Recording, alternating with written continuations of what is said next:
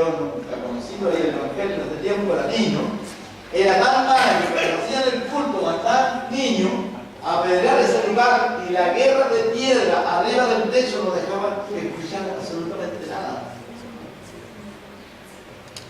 Y yo estoy hablando de más o menos 53, 54 años atrás. Todavía en Chile existía la persecución a la predicación del Evangelio. En San Rolando Colpaico, que es un poco más arriba, había una población inmensa de mineros ahí dentro de la y no había actos evangélicos, no les permitieron hacer una iglesia evangélica dentro de la población. Había una excelente iglesia católica y no permitieron que hubiera una iglesia evangélica. ¿Sabes? Tuvieron que comprar un terreno afuera de la población y afuera de la población hacer una iglesia y ahí realizar sus cultos en forma privada también. Y lo mismo, aquí las cosas sucias vayan a arrojar ahí. Aquí mismo, en los alrededores de estos pueblos. Y no se oían hablar de evangélicos, no sonaba.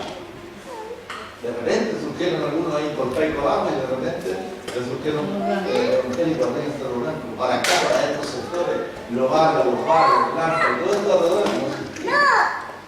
Yo conocía, andaba a piezas y todo esto muy bueno.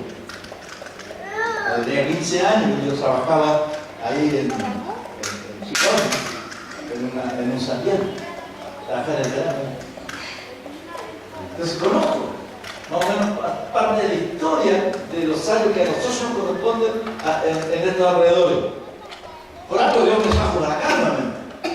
Yo me fui a Valparaíso y allá conocí el Evangelio y de allá Dios me ha llevado a todos los lugares donde yo viví en algún tiempo en mi vida. Y ahí Dios me ha hecho abrir obras como hoy nos permite estar aquí en Lampa. Entonces, mire, en el año 1909, Dios responde, después del terremoto de 1906, a Mr. Hoover y aquellos otros tres, enviando sobre ellos lo que nosotros conocemos hoy día como el avivamiento pentecostal. En 1909 de nuestra era, 1906, el terremoto, y 1909, de nuevo en Valparaíso, resurge el poder y la gloria del Evangelio. Y resurge en una iglesia metódica, fundamentalista y tradicionalista, que vive hasta el día de hoy. Y que nunca tuvo gente. El libro debe tener unas cuantas personas. Donde nace. ¿Por qué? Porque lo que vino sobre Mr. Hoover y sus tres, y los tuvieron que arrojar del templo, y por supuesto con él se fue la gente. Y ahí nace la iglesia metodista pentecostal de Chile, que es la que usted conoce como JBS, que es la que está en la Alameda como una de las más grandes iglesias en Chile. Iglesia metodista pentecostal. Amén. Heredaron parte del nombre, metodista. Y agregaron lo que llegó, pentecostal. Es una de las iglesias más grandes de Chile. Y su crecimiento, nacimiento, formación y fundación fue en el año 1909. Lleva ciento y algo años de vida. Gloria a Dios. La iglesia pentecostal. ¿Y qué heredó? Del metodismo heredó el obispado. La iglesia que resurgió en el levantamiento de Martín Lutero, que heredó el sacerdocio, los sacerdotes, porque él era un sacerdote. ¿Y qué heredó la iglesia desde el nacimiento de Mr. Hoover? Metodista. El método, el sistema, la forma y el gobierno de la iglesia. Nunca más se oyó en el mundo entero que resurgiera la Iglesia Apostólica. Hasta el año 1980 y algo. A Chile llegó un agregado de la Embajada de Estados Unidos que trajo la Iglesia Apostólica allá, se llama Fe Apostólica Trinitaria, Fire Apostol Trinity, Fe Apostólica Trinitaria. De ahí empieza a llegar un soplo a través de este agregado de la Embajada Americana. En Chile formó en Santiago una iglesia, en Copiapó otra y en Rancagua otra. Formó 3 iglesias. La historia ahora de la iglesia metodista pentecostal, de la iglesia pentecostal, nace en Valparaíso. ¿Estamos de acuerdo? A través de Dieter Huber, que tiene que salir de la iglesia metodista y crear la iglesia metodista pentecostal de Chile. De la iglesia metodista pentecostal de Chile nace otra rama, porque acuérdense que hubieron 3 más que llamaron el avivamiento y que estuvieron orando hasta que vino. En uno de ellos se forma la iglesia pentecostal de Chile. Es que es otra, iglesia pentecostal de Chile. ¿Qué era la iglesia pentecostal de Chile? El mismo método de la metodista, gobierno episcopal, gobierno a través de un sínodo o un conjunto de hombres que sacan y nombran a un presbítero o obispo. Después nace de la iglesia metodista, hay una división y sale de ahí el obispo San Martín y forman otra rama de iglesia pentecostal. Y así surge mayoritariamente en Chile la iglesia pentecostal. La iglesia pentecostal tiene mucha historia en sí misma. No nace solo de una rama, sino de 4. 4 ramas pentecostales, de las 4 mayores divisiones, son divisiones y muchas más divisiones. Pero ninguna de ellas ha resurgido en el método bíblico o en el sistema bíblico apostólico. En ninguna parte de la Biblia encontramos nosotros de que el obispo tiene que ser la máxima autoridad de la iglesia. La palabra obispo era un enviado de los apóstoles para corregir las deficiencias que se producían dentro de las iglesias. No era un grado máximo de autoridad eclesiástica. Obispo era considerado un anciano, una persona de porte, como un diácono, que tuviera buen testimonio de los de adentro y de los de afuera, que fuera capaz de corregir las deficiencias de la doctrina. Eso es un obispo. ¿Qué es lo que venía un obispo? La máxima autoridad. ¿Cuál es la máxima autoridad que encontramos bíblicamente nosotros? Es el apóstol. Y nunca ha resurgido un movimiento apostólico firme, fuerte y verdadero hasta nuestra era. Por ahí hay chispa, por ahí hay personas que se autodenominan apóstoles, se nombran, pero apóstoles, como los de la era de Cristo, de los que fueron preparados para este ministerio, son muy pocos los que han surgido en el mundo. Muy pocos.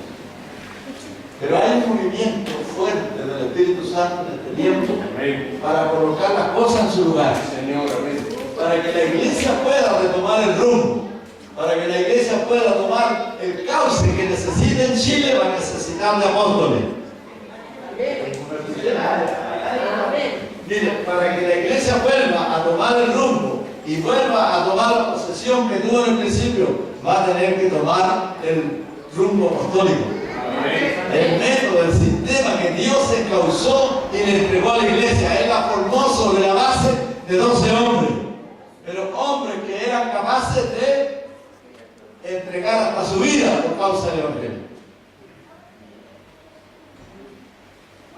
El infierno es peor, así que está. Ahora en este tiempo, una pequeña persecución, un pequeño problema que tenga, el líder o los líderes de la iglesia se van a otro lado.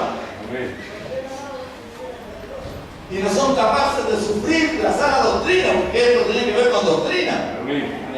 Esto tiene que ver con conocimiento. Mira la cantidad de libros que hay que leer para saber cómo ha surgido, cómo ha estado, en cada etapa la iglesia en el mundo y también en Chile.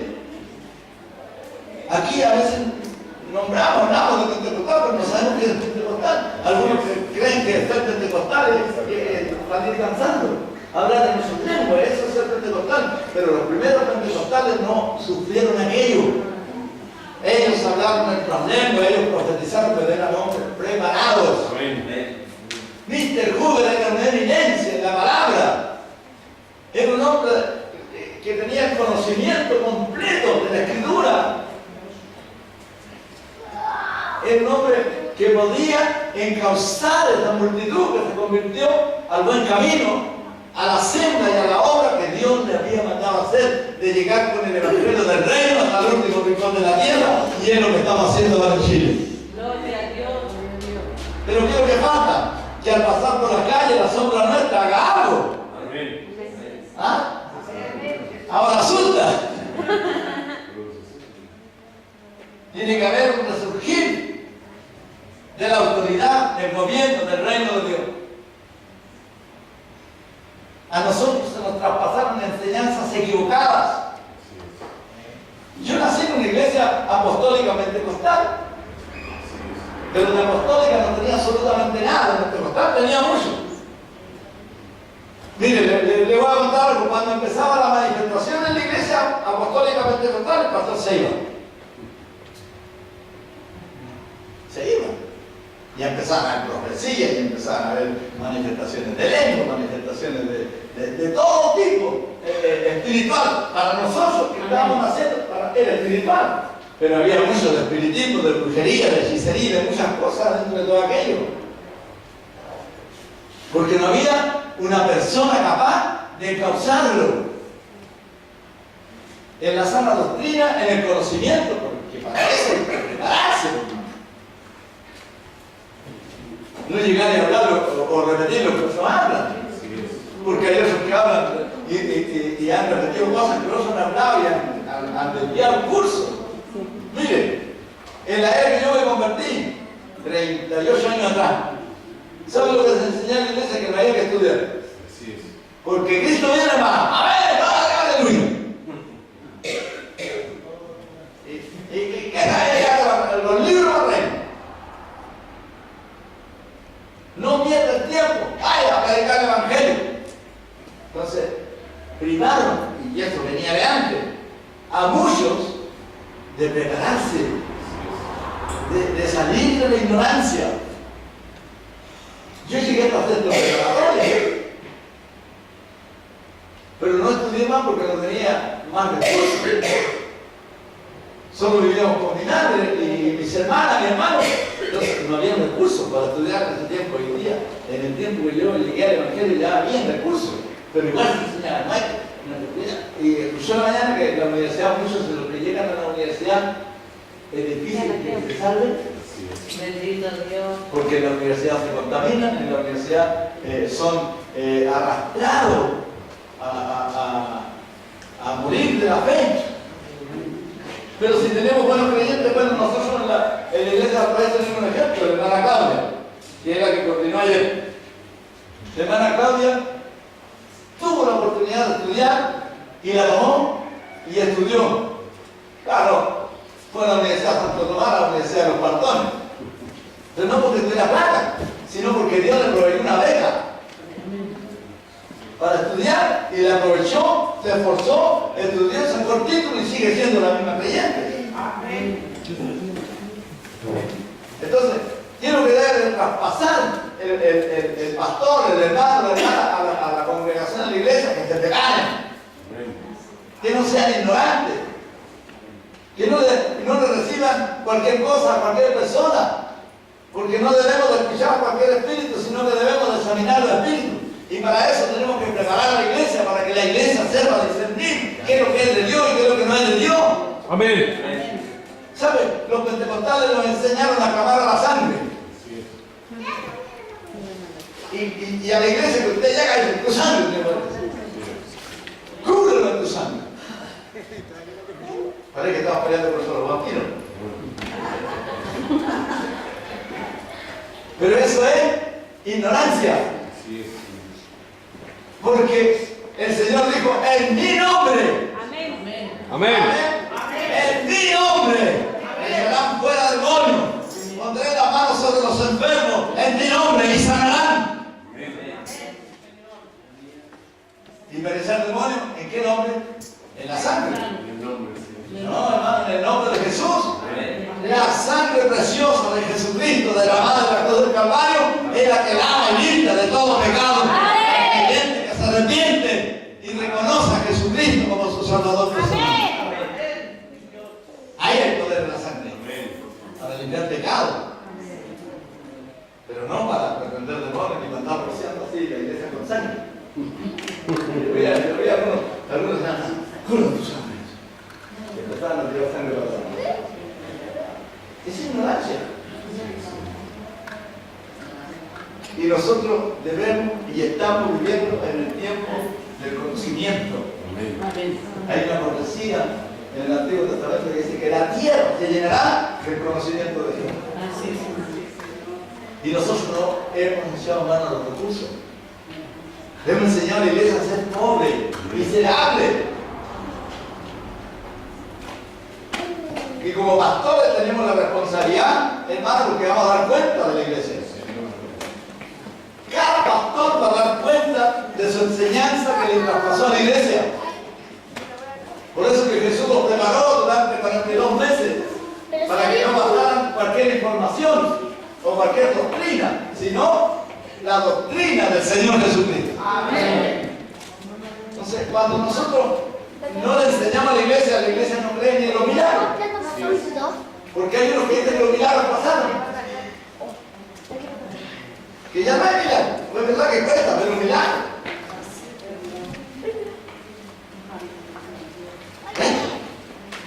¿Y saben qué es milagro? No es lo mismo que sanidad. Milagro de Dios es poner algo donde no hay nada. Aquí no hay nada. Nació ciego. ¿Cómo nos vamos a encontrar si no hay piscina? Amén, así es. Pero cuenta. ¿Por qué? Porque se ha traspasado una falsa información a la iglesia.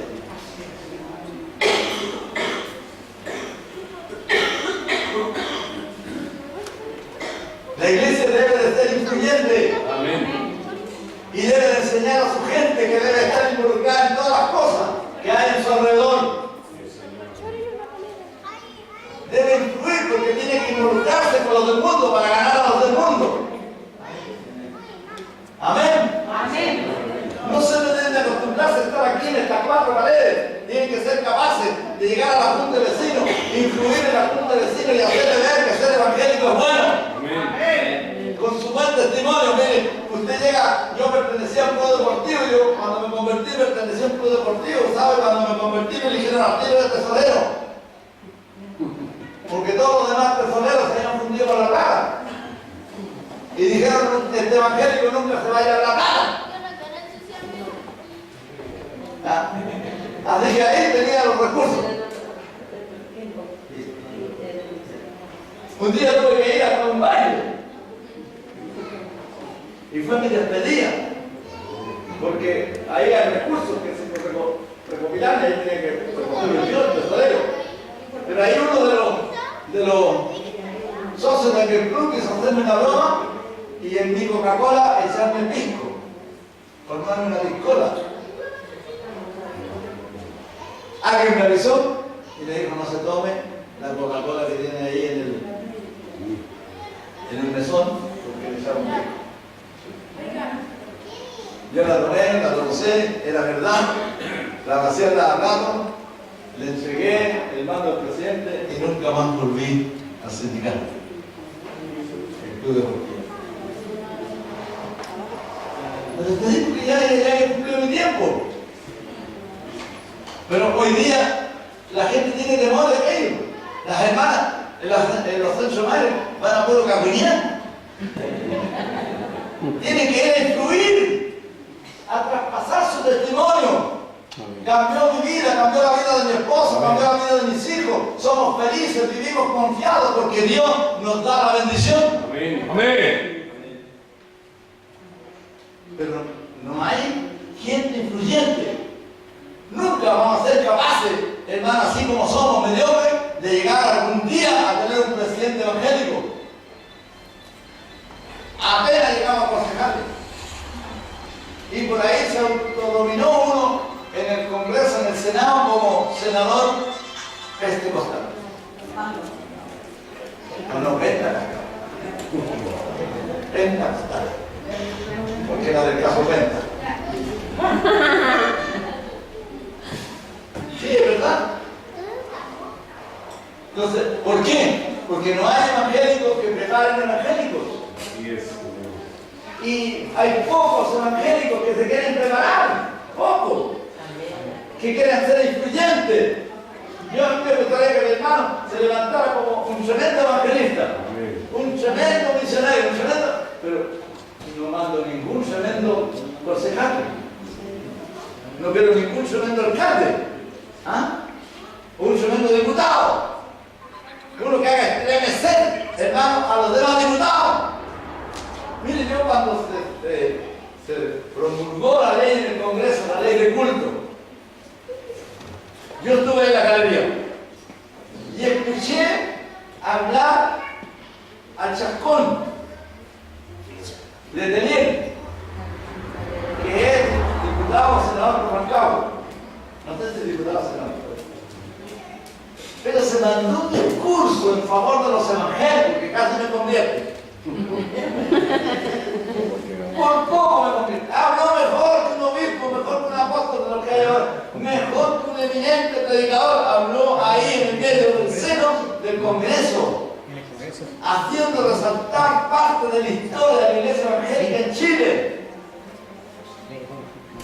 De cuántos drogadictos y alcohólicos transforma la iglesia evangélica en Chile. Tenía estadísticas, yo no las tengo.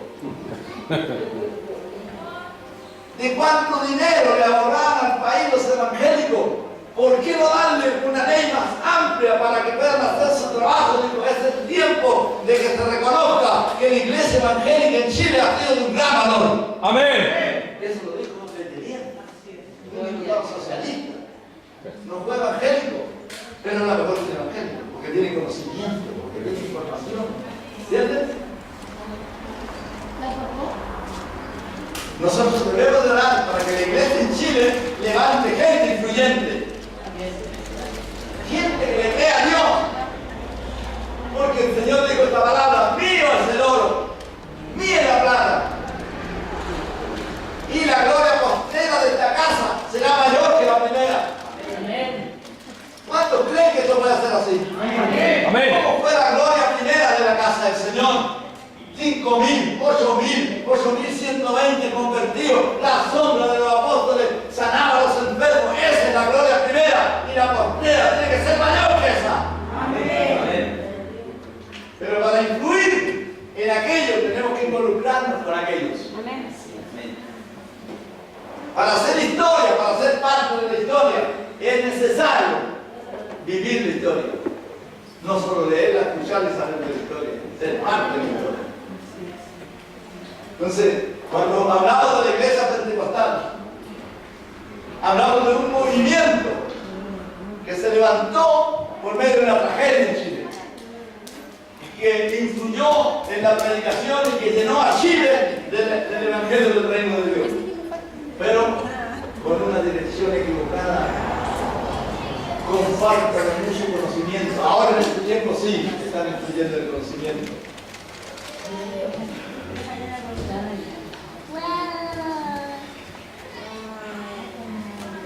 ¿Cuál será el futuro de la iglesia evangélica en Chile así como la vemos?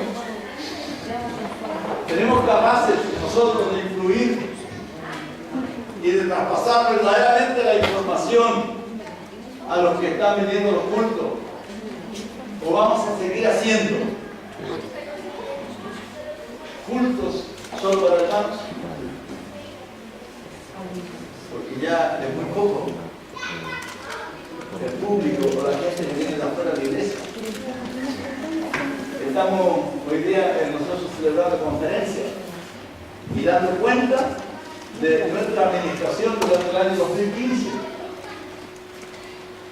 ¿Cómo fue Visión Apostólica durante todo este año?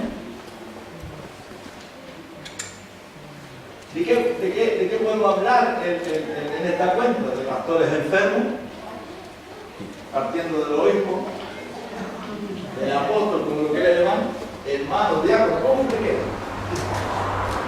Desde ahí para abajo, vimos hasta enfermos y enfermos. De eso el pueblo de Dios. ¿Para qué hablar de los que sufren de otras enfermedades que no son tan catastróficas como las que tuvimos?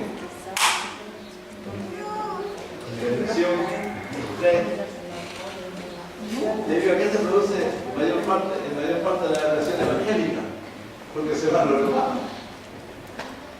Y eso como que no deja dormir pensando, ¿ay, qué hago? ¿Cómo lo hago? Porque es medio. A veces usamos medio sistema. Si lo que tienen que hacer es, como decía la de televisión, Gloria a el Dios. tiempo de la televisión dedica a la oración. Amén. Amén. Dedica a la búsqueda del Señor, dedica a la consagración. Amén. Señor. Que Dios lo bendiga. Amén. Pero el mundo se nos ha metido de una forma catastrófica. Así es, Señor. Catastrófica dentro de las iglesias, hermano, no hay quien quiera tocar. Aquí está la muestra.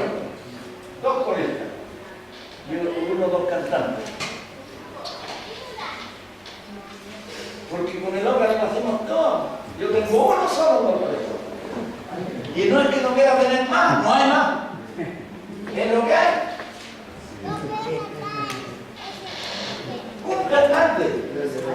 Y cuando yo llegué a la iglesia, yo dirigí un coro de 40 hermanos. Con banjo, con mandolina, con guitarra, con pandero. Guitarra parafina, ¿no? Acústica, con pandero. Hasta con tapita. Se caída así, con un traído, chapita. Y niñas grandecitas tocando chapita. Y recorríamos cerros, bajábamos cerros, cantando y llevando el evangelio, la predicación y la alabanza para afuera.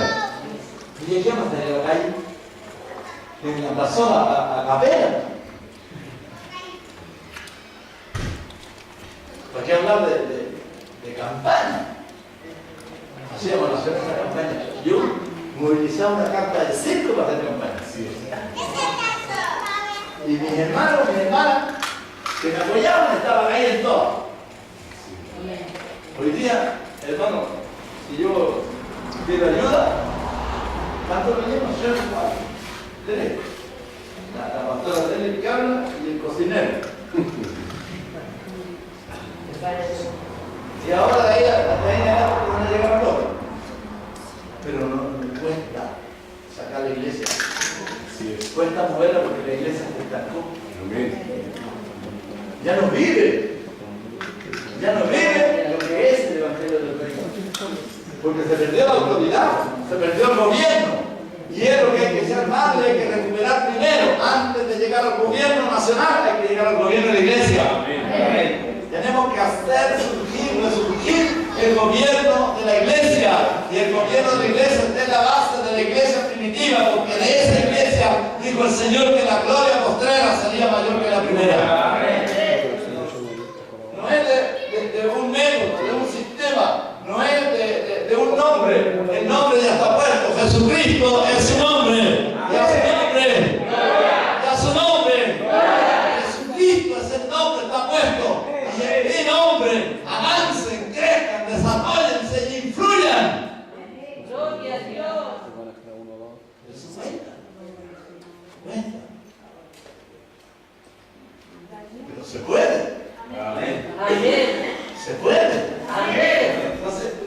nosotros de aquí en adelante, hermano, escúcheme bien lo que va a decir hoy día, de aquí en adelante te cuenta nuestra historia. Que Dios lo bendiga.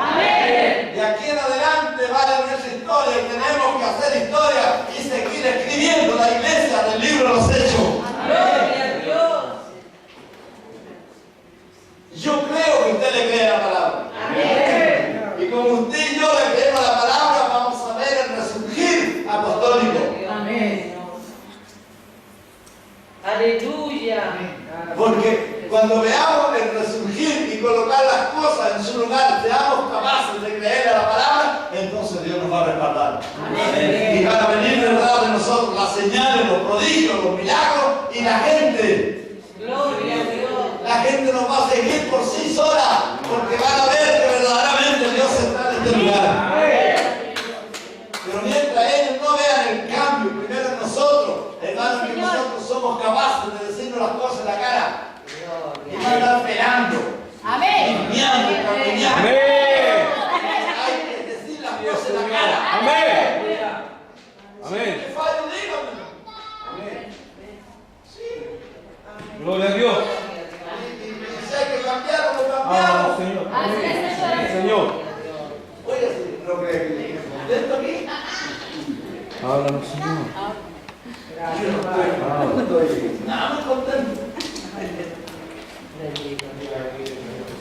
Yo me vine de la fe apostólica y creé misión apostólica con el fin de poner en pie, de poner a caminar la base bíblica de la iglesia de los apóstoles. Amén. Sí, Señor. No es por solo poner el nombre. El nombre nuestro es misión apostólica, nada más.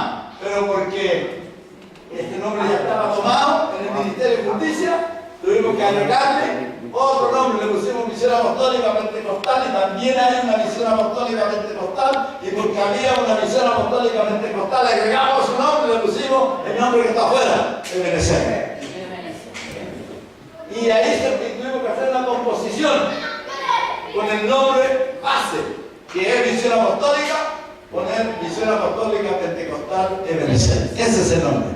Pero el verdadero nombre que nosotros tenemos, el resurgimiento, el mandato, la ordenanza de Dios que tenemos, y por eso me vine de la fe apostólica, fue visión apostólica, una visión apostólica. Traspasarle a usted una visión apostólica, usted tiene que ir a la autoridad del reino. Usted tiene que ejercer la autoridad del reino. Amén. Gloria a Dios. Ojalá de aquí a pocos años tengamos ningún pastor, tengamos puros apóstoles viendo los milagros. Gloria a Dios. Porque el gobierno de la iglesia no está en la base de los pastores, ni en la base de los obispos. Los obispos son un anciano, nada más. Es un nombre dado metódicamente, no es bíblico. En la historia encontramos sí obispos que se adueñaron del gobierno, hicieron sínodos de obispos que se formaron en una iglesia tradicional fundamental y de ahí sacaron el obispado como un gobierno. Pero Cristo no tiene ningún obispo como gobierno, tiene puros apóstoles. Esa es la iglesia del Señor Jesucristo. Esa es la historia. La historia también la digo. Pero Dios nos ha levantado para cambiar la historia. ¿Cuánto creen esto? Dios nos ha levantado para cambiar la historia. Y enseñanzas como las que escuchamos en la mañana son las que usted tiene que aprender. ¿Qué es lo que tiene que traspasar a la gente? ¿De dónde hay que sacar a la gente? ¿De dónde hay que traer a la gente al reino de Dios? Es a través de la invasión del que tenemos dentro de la iglesia. Por eso que tenemos este estancamiento. Así es, Señor. Pero cuando empiece a limpiarse esto, cuando se empiece a limpiar y la gente empiece a ver la obra en cada uno de los predicadores, las cosas van a cambiar. Amén. Porque para el que cree todo es posible.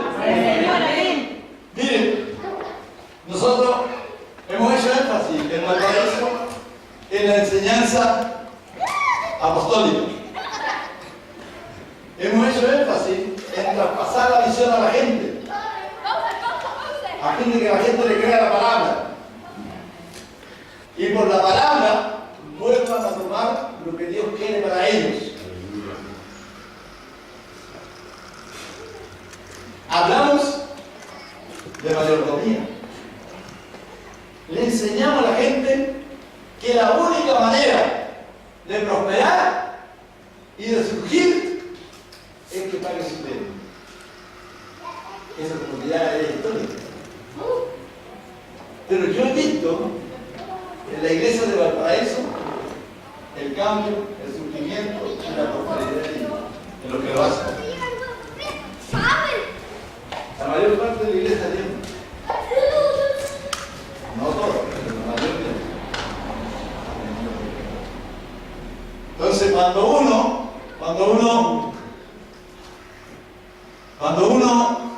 toma esta responsabilidad, no debe de abandonarla por nada, porque van a haber difíciles momentos. Miren, yo pasé este año un momento bien difícil. Y sabe que dentro de los momentos difíciles fue la enfermedad que yo tuve. Digo que ya tuve, porque ya me siento sano. Amén. Dios. Casi todo el año, yendo y viniendo, me sacaron casi toda la sangre que tenía en el cuerpo. Porque cada médico que venía me mandaba a hacer un examen nuevo de sangre. 5 exámenes de sangre. Para que al final, después de tanto tiempo, el último médico del consultorio me dijera: no tenía una diabetes leve. Que ya me había tomado toda la sangre. Casi de violencia. Pero en medio de aquella enfermedad, yo vi mucha sanidad. De su ella del pastor Arturo. La del pastor Ronald. Y yo seguí igual. Entonces, estaba entrando en cierto modo en una depresión. No podía dormir bien. No comía bien. Porque cada informe de esa enfermedad no da ninguna solución. Ningún remedio, nada. Y yo no voy a dormir. No voy a comer bien. Bajé como 7 o 8 kilos. Entonces, yo le dije: Señor, estoy volviendo a lo que viví en tiempo pasado. En una de mis últimas oraciones aquí. Cuando nunca me respondiste, ni por profeta, ni por la palabra. De nadie tuve ninguna duda, porque fue así cuando yo estuve enfermo. Y ahora, yo no me Dios, para que me diga qué es lo que tengo que hacer, por qué estoy pasando esto. Pasó mi oración de llanto, de quejido, de lamento y primer día jueves, llega este predicador, que predicaba en la Biblia y lee esta palabra. Hace poco, hace como 2 meses. Lee esta palabra. Y Eliseo estaba enfermo de la enfermedad que murió cuando lo mandó a llamar el rey David. Y Eliseo está enfermo de la enfermedad que murió y empieza a detallar que el rey vino para ahí. Y Eliseo está enfermo. Y Eliseo hizo más milagros que lo que hizo Elías. Eliseo era un tremendo profeta con la daba unción. Y yo, Rufino Vélez, quejándose porque tenía 5 exámenes. Pero ya ni sabía que estaba enfermo. ¿Me entiende? Amén. Porque el sistema nos hace caer en aquello. Pero la palabra nos saca de aquello. Nos saca de la ignorancia. Yo cuando veo aquello, veo al tremendo hombre de Dios enfermo y de esa enfermedad murió. ¡Ah, que me muera lo que tengo! Sigo, adelante, vamos. Amén. No tomo ningún medicamento más de los que me dieron una pastilla para la mañana y una aspirina para el día. Dicen que la aspirina hace bien para la circulación de la sangre. Y una metformina con una pastilla así y nada. Y me las tomo por si acaso, porque no siento absolutamente nada.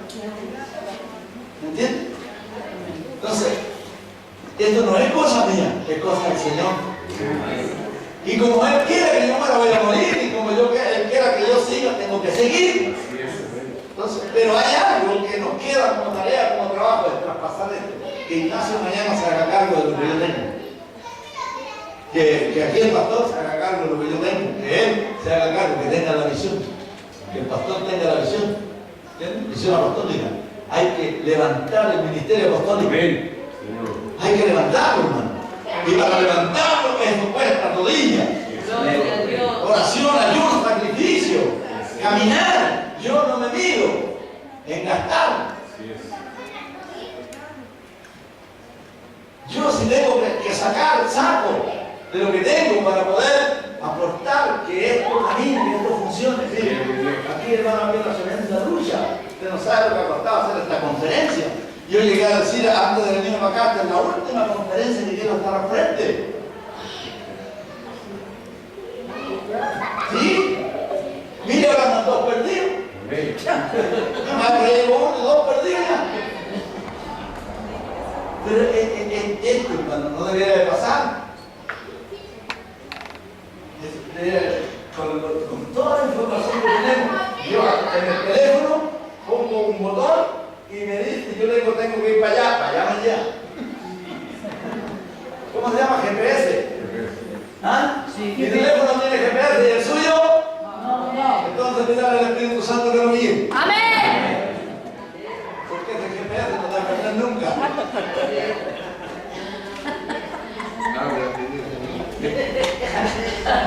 Si anda perdido, pide el Espíritu. Es una lucha infernal porque el diablo no le conviene ni quiere que se levanten los apóstoles verdaderos. Amén, Señor. Yo no tengo ningún interés en que me digan apóstol, no tengo ninguno, pero quiero ser como uno de ellos. Amén. Que cuando yo pase por la calle, aunque sea cojeando, mi sombra sale los enfermos. Amén. Porque yo le creo a la palabra, porque yo sé que Dios vive, yo sé que Dios lo puede hacer en este tiempo. Amén. Pero nos tenemos que vivir y enfocar a arreglar problemas, claro. Hasta lavar platos. Dice que hace un apóstol, ya vemos, ¿qué hace aquí? El líder de esta misión lava los platos. Anoche cuando estaba lavando a la señora en el culto, tenía las manos pasadas cloro. Aparte llevando un frío, por ahí le saqué una luz, un pedazo ahí. Me queda cloro ahí, me fría, me lo dije, que hay al lado. Esas cosas triviales nos detienen, no nos dejan desarrollar verdaderamente lo que tenemos que desarrollar. Aquí teníamos que tener una asamblea, hoy día es llena. Porque esto es importante para la iglesia. Y esto no lo toma la iglesia como una responsabilidad, como algo suyo. Yo amo esto, yo quiero todo esto porque ha costado sangre, sudor y lágrimas. No ha sido fácil. Cuando yo llegué aquí a Lampa no había nada de esto, nada. Los cultos se hacían ahí por esa ventana para allá. Ahí, y ellos cuando partieron ahí, partieron con una malla racher. Así es. Yo conozco la historia de lo que ha pasado aquí. Mire lo que hay ahora en poco tiempo. Porque Cristo vive. Amén. Porque el Señor quiere lo mejor para nosotros. Amén. Dios quiere mostrar a ese mundo, a esa gente, que hay un Dios que tiene el dinero para hacer cosas como esta. Amén, Señor. Con hermanos y hermanas como las que hay aquí. Que Dios lo bendiga. Amén. Pero cuando nosotros nos amarramos esto y creemos que todo esto es nuestro, no voy a llegar nunca a ser que la era control. Porque en el principio nadie decía ser dueño de nada. Así es, amén. Y todos traían lo que prometían hacer. Amén. Y uno que no lo hizo, o una familia que no lo hizo, chao. Así es. Siempre. A leer de Ananí y Zafira, Amén. libro de los hechos. Así es, Señor. ¿Por qué? Porque la palabra dice, cuando le prometas a Dios, cúmplele. Amén. Porque mejor es que no prometas si no vas a Así es, Señor. Amén. Porque Dios no te dejará pasar por inocente si le prometiste algo a Dios y lo cumpliste. No te dejará pasar por inocente. Mire lo que me pasó un día. Con esto ya voy a ir cerrando. No, punto la verdad. Yo aparté el tiempo, que no era poco, aproximadamente 120.000 pesos en ese tiempo, ya estoy hablando 30 años atrás, es como 1.800.000 de ahora. Si yo tenía aparte 1.200.000 porque me había ganado 12. ¿Entiendes?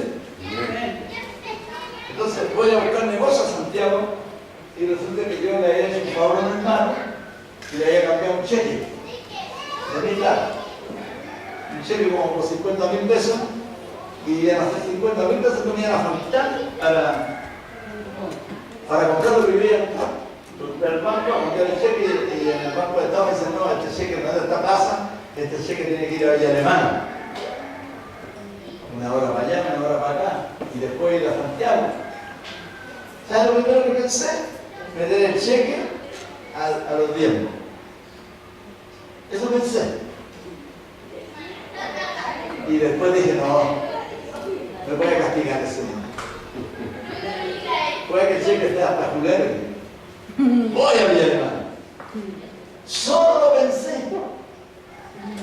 No lo hice.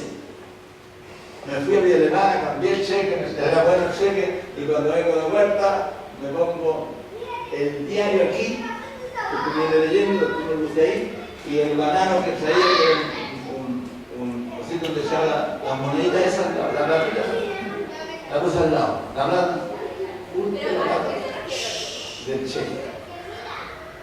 La metí ahí. Cuando desperté, porque me quedé dormido, desperté, me llegando casi al frente, te miraba, me bajo. Y se me quedó el banano. Con la verdad que me la pongo al lado tampoco. Me estaba haciendo falta para ir a comprar en Santiago. Y yo había pensado cambiarla por la plata que estaba saliendo los tiempos y perdí la plata del cheque y la plata de los tiempos. Seguí el bus, corrí, no, me equivocaste. Me fui a Santiago con lo que me quedó. Sin la plata de los tiempos, sin el cheque, pero algo tenía que ver. Y cuando iba en el bus para allá, le dijo, yo sé que me amas, pero te tengo que enseñar que hay cosas que son mías y lo mío es mío. Amén. Y si tú me pedís lo mío, yo te lo presto, pero me tenés que pagar con interés. ¿Sí? Porque ya tenés que ver. Yo me prometí a ese tiempo nunca más. Y le pagué de lo que yo perdí, porque yo lo perdí, la plata de los tiempos, y cubrí también el cheque. Entonces, son experiencias. Nunca más he tomado algo que es del Señor para gastarlo en lo que es mío. Lo que Dios a mí me da es suficiente. ¿Entiendes? Entonces, si no hay temor, entonces lo sigo nomás. Es normal, es natural. Natural. Y hay pastores que se creen dueños de mí y no usan ni mente. En la iglesia que administra un pastor, el diezmo del pastor. Escuché a nadie excesivamente. Son pocos que pagan diezmo. Y a mí me gusta que la iglesia prospere. Porque prosperando la iglesia, prospera el pastor. Prosperando el pastor, hay visiones. Hay desarrollo, hay crecimiento. Pero si la iglesia vive miserable, se roba lo que es de Dios, ¿qué se espera? Cumple tu ministerio. Cumple tu ministerio, pero para que cumplas tu ministerio necesitas recursos. Echa mano a lo que Dios te dio. Págale a él lo que es de él. Y vaya a ver la gloria de Dios.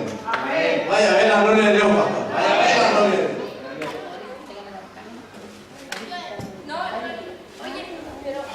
Cuando el hombre recibe la visión, la guarda.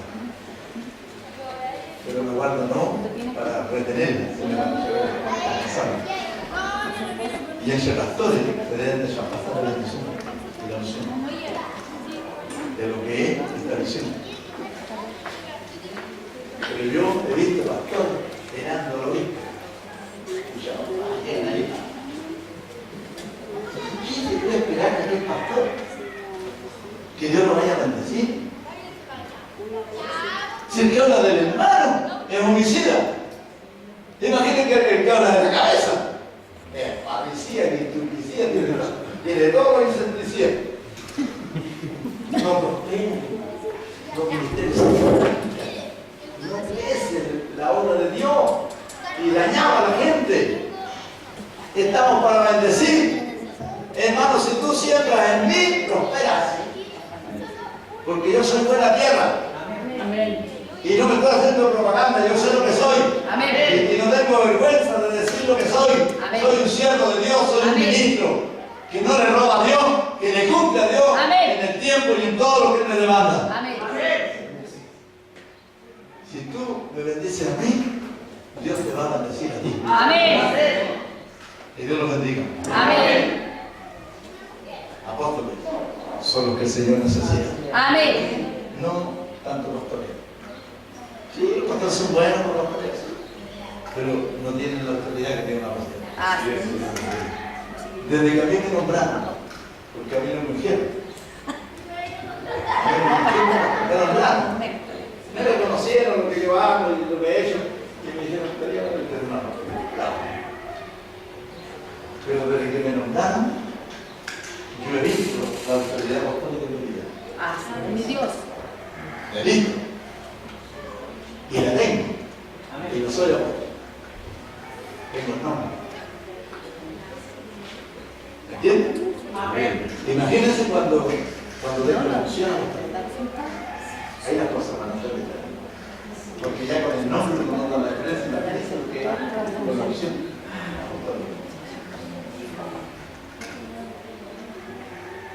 Allá está el pastor César. El pastor César es testigo, con el hermano que anda con él, de que yo no me vaya trabajando, cavando, haciendo cemento, subiendo manteles,